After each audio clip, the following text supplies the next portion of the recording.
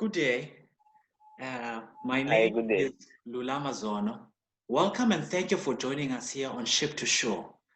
Ship to Shore brings you engaging and informative conversations with students, seafarers, practitioners, and professionals in the maritime industry. Please subscribe on our YouTube channel and like our Facebook page, Ship to Shore. Joining me today is Mohammed Osama Ali, a graduate from the Arab Academy of Science, Technology, and Maritime Transport from the land of the Pharaohs. Mohammed, thank you so much for joining us. Thank you, brother. It's honor. Yes, it's a pleasure to have you on our channel. To begin our conversation, tell us a little bit about yourself, your background, and how you how you joined the maritime industry. What interested you that led you to join the maritime industry? Actually, it was like a dream from my childhood to join the seaman life, because the traveling around the world, have experienced too many cultures, and this stuff was for me like I was admired this stuff too much. So I'm from Alexandria, Egypt, and the Arab Academy is located here in Alexandria. So it was the first thing I went when I finished my high school. So I started my life from there. I see, I see, I see. Okay, for someone who doesn't know how AASTMT works, tell us about the structure of the program, the training programs. So if you are starting your program there at AASTMT, what do you do? How does it work? And all these kinds of things. Can you just give us a mental picture of the study period and how it's like to study at this particular institution? Mhm. So it's 4 years of studying. First 2 years it's like basic studying, and the third year is sea service. I have to serve 12 months on board any kind of ship. And after that, the 4th year, the graduation years, it's like more experience studying, more Okay, like yeah, studying to have your degree and your ticket as a second officer. The first degree we have after we graduate is the second officer, not the third officer. We have our second officer degree and the baccalaureate course. All modules were important. We didn't study unnecessary things at all. All the things was required as the IMO. And we have physical training also, like every day we running sure. at the morning. Then after that we have like army walking, how to march, because Sure. we do this stuff and the silent show in the graduation part. It be like army graduation part, the stuff and the swords, everything like this. Here in Egypt, they love the army style life. So yeah, yeah. So they built us how to be how to do everything in order at the order time, how to be very specific with all things and details, and that teach us how we can be on board, how we can be in our time for duty, you know. So that's all. Okay, no, fantastic. That gives us a clear sense. And then tell me about your cadetship training. Okay, how did you receive your cadetship training? Because I believe you are busy with that right now. Are there state-owned vessels that provide training for guys coming out of school, or do you have to find your own vessel to be able to do your own training? The academy have vessel named IDA 4. It's a training vessel for students. So I have two options, that I go on board the academy vessel, or I can go out searching for companies. So Sure. in my side, yeah, I went the first 6 months of my sea service with the academy vessel. The training on board have it was very good, and I experienced too many things because it's a training vessel, so we have many structures, many captains, and they teach us. Everyone have specific group, a specific time to teach us Sure. something about the last 2 years we studied, we do it practically on board this vessel. After that, I searched for a company, and I went to a good company, and I served my next 6 months, the last 6 months, on board tanker vessel. Okay. No, that's great. That's great. You recently completed your Officer of the Watch training. What is for someone who doesn't know, what is the Officer of the Watch certificate? And tell us also, what does it mean for you going forward? It means for me, first of all, I have my last semester, and I will take this ticket. I didn't take it yet. Okay. My last, I will graduated in, I think in February. Okay. Yeah, next February I will graduate and have this ticket. But also it will mean for me a lot, because this is something everybody went to this academy is dreaming of, to start his true life and true responsibilities on board vessel. So it will be like exciting. You, after you take this ticket, you will be very excited about the really thing. Yeah, the real thing. Because as you are a cadet, you don't have responsibilities. You only have to take the orders and do it, but you have like supervisors. Okay. But after you take this ticket, you will be on your own, man. So I will be very excited to feel the responsibility. Okay, no, fantastic. The training that you received there at Arab Academy of Science and Technology and Maritime Training prepare you enough or properly for the life at sea as a cadet? And also let us know, in what ways did it prepare you for life at sea? Yeah, they prepared us really, because we have simulators as a bridge, like the one we saw in China. Sure. Together. Yeah, but we have many of them. So every student can practice a whole watch keeping studies with with too many simulators in different winds, different traffics, different places. So that gave us very good experience how to use the EGDIS, how to use the radar, how to contact with the VHF. We have all of this as a simulators, and the AIS also. And the location of AAST is near to the sea. So they have a small private port. There is a yacht, so we can practice these two yachts. So we can practice how to deal with collision regulation, how to make decisions. Yeah, like training. And also we have a firefighting section, because we have certificates, firefighting basic or advanced. So we have to do practical training with it. So they actually bring fire, and we have to deal with it.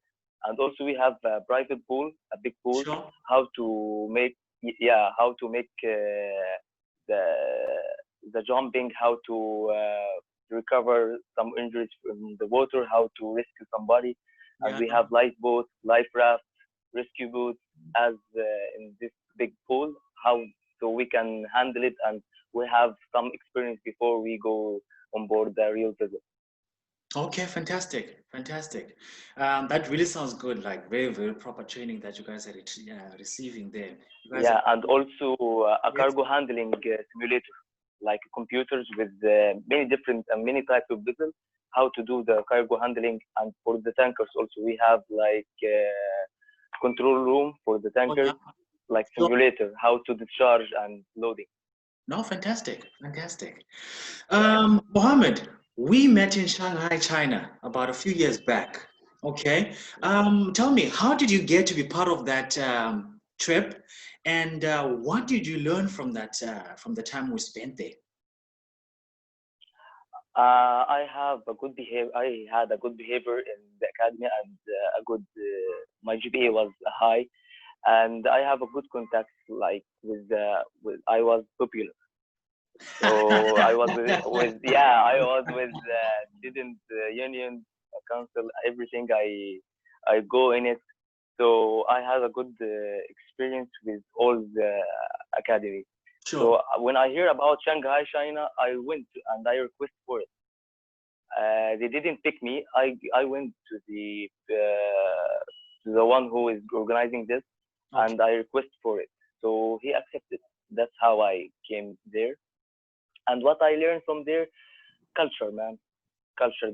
That was very surprising. That I spent 1 month in China. I have to learn and recognize the culture they have, and that was amazing. And the places we went together, and it was very good. Sure. Is there anything that you learned there that you've applied back at home in some way? Excuse me. Is there anything that you learned while you were in Shanghai that you have used back home there in Egypt?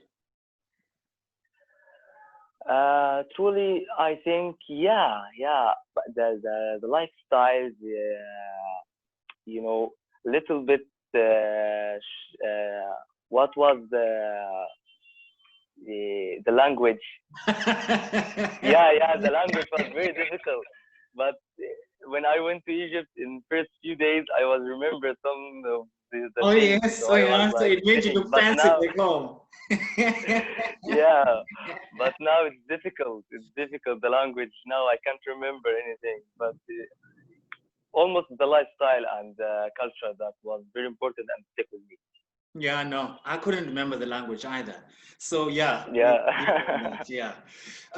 So tell us, speaking about the issues that are affecting the world right now, COVID-19, the coronavirus, tell us how has it affected Egypt and how has it affected you as a person, personally in your life? Yeah, Egypt, yeah, everything is locked down for a little bit, like all the countries and the airports, and it was very hard to the seafarers, because the seafarers on board vessel didn't can't come home, so they spent a lot of time. And this, I think, this issue is all over the world. Yeah, sure. So the lockdown and yeah, stay at home and basically on me, I didn't affect it really too much. Only in my studying. It was only that time I was in my semester, so it affected my semester. I didn't go to the university, to the academy, so that's how they affect me, only in the studying. But personally, I'm in good health and my family. Well, that's good to hear. That's good to hear. One thing that is common between the two of us, apart from being at Shanghai a few years back, is that both of us are African. I'm a South African, you're an Egyptian. All right. Um, how do you think, as African countries, can work together to improve the maritime industry? Yeah, I think that different culture acceptance and respect are the biggest problems that happen on board every vessel with mixed crew. So, and that affects the behavior of the crew, which results a bad decision or maybe an accident. Okay. So, as African Union or all the African can work together, we can improve and learn how to solve this kind of problem because especially in Africa, we have many cultures. Sure. Egyptians, Algerians, South Africans. We have many countries with many different cultures. If Mhm. we work together to solve this big problem about like I told you, the culture problems and how to fix and how to cooperate together, I think we will affect the world and the maritime industry, of course. Mhm.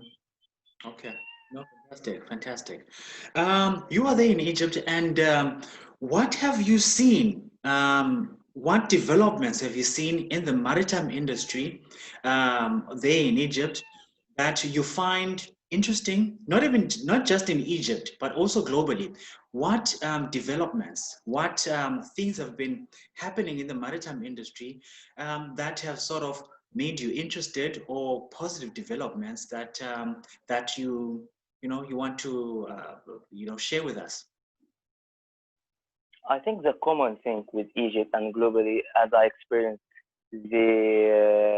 I saw the good handling of safety requirements and equipment in shore and on board ship, and Okay. that was really fantastic. And I realized yeah, how it's important to handle this, and also the traffics and port entry in Egypt and globally. the country I visited, Sure. it was no delaying and very very organized.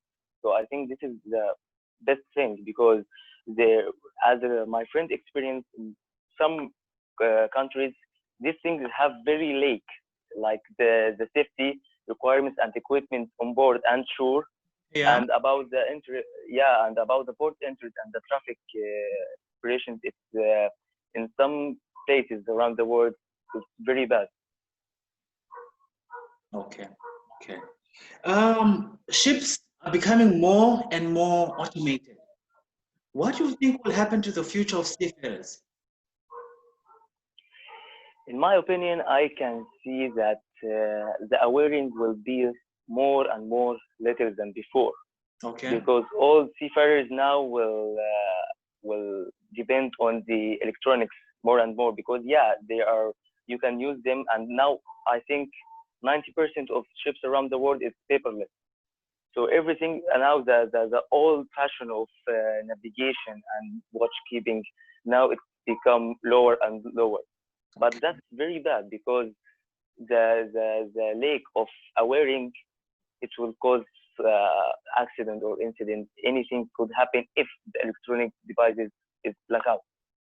So I think this is a very important thing. In the future, it will be more and more technology, but we have to stick with our old-fashioned navigation. Maybe we will use it one day. Well, Yeah, happy you to don't know the blackout, what should happen. Okay, okay, okay. Osama, do you intend to spend Yeah, your whole life at sea? of course, yeah. Like I told you, that was my dream, to travel the world and learn about more cultures and work the job I truly love. Okay. Yeah. So after spending so many, I mean, so you want to get to your, obviously being a master, and then what do you want to do after Yeah. that? I don't know. When I'm getting old, I think I will come to the academy and start to teach, to be an instructor or something. Or maybe I have a dream to buy my own yacht and maybe work on it, you know. I see, I But see. that's in very far future, not now. Okay, all right, no, fantastic. Osama, Yeah, thank you so much for availing yourself for this interview. It was really great to of speak course. to you, Thank my you. friend. Thank you, and may Allah bless you, my friend. Thank you, brother. Great. To our viewers, thank you for joining us here on Ship to Shore. For more content, please subscribe on our YouTube channel and like our Facebook page. Thank you so much. Goodbye and be safe.